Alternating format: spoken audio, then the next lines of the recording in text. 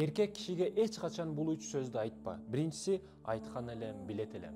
Эркек киши бир ишти кылат, кылган иш учурда ката болуп калса, анын маселени чечүүнүн ордуга, жардам берүүнүн ордуга айткан элем, билет элем, мен сизге айткан элем деп кайра эркектин башына минип басынтуу бул эркекти сындырат. Аял кишилер, урматтуу эже карындаштарым, эркекке эч качан бул сөздү билет элем, айткан элем, сиз ушундайсыз деген сөздөрдү айтпаңыз. Эркек киши элжиреп, ошол учурда өзүн сындырат. Ал эми экинчи сөз ар дайым ушундайсыз. Эркек киши миңдеген подаркаларды берген, жакшылыктарды кылган, гүл берген, буга чейин жакшы жашоодо жылмаюуңузга да себепчи болгон, кээ бир учурда кайгыңызга да себепчи болгон. Бирок бир кайгыңыз келип калса, бир кайгыга себепчи болуп калса, сиз ар дайым ушундайсыз деген, мындайча айтканда, бир жамандыгы менен миңдеген жакшылыктарын жаап жашыруу бул акмакчылык болуп эсептелет. Урматтуу эже карындашым, бир ката кемчиликти деп миңдеген жакшылыктарын жаап жашырбаңыз күйөөңүздүн. Сиз ар дайым ушундайсыз дебеңиз. Ал эми үчүнчүсү сизге тийип эмне көрдүм.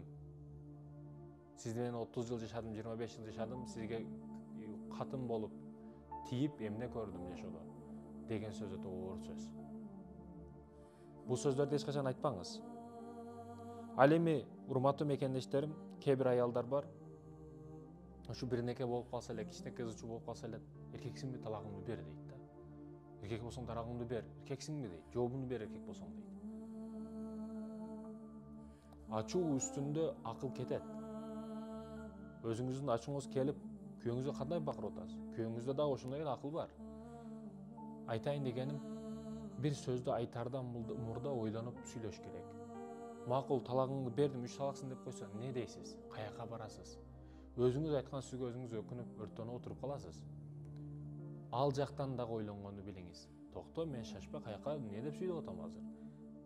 Макул, жообуңду бердим деп койсо, каяка барам деп ойлонгонду билиш керек. Бул сөздөргө маани бериңиздер, бул сөздөрдү күйөөңүзгө, эриңизге эч качан айтпаңыз.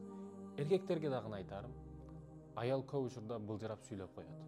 Бир нерсени билип, бир нерсени билбей сүйлөп коет. 2 саат мурда башка, 2 сааттан кийин башка сөз сүйлөп коет. Эркек кишинин нервин чыгарып, баягы кайра бакырып, чакырып, аял кишиде ушундай оору бар да. Биз эркектер адреналинде бийиктен секирип алабыз, баняга барып, улакка барып, башка адреналин алабыз. Эркектер, аялдар ошо келип күйөөсүн чокуганда адреналин алат да. Кичине урушканда, бир нерсени билип, билбей сүйлөп койгон учурда сабыр кылып кое бериңиз. Аял кишиме айтыштын кереги жок. Катын менен катын гана айтышат, эркек эмес.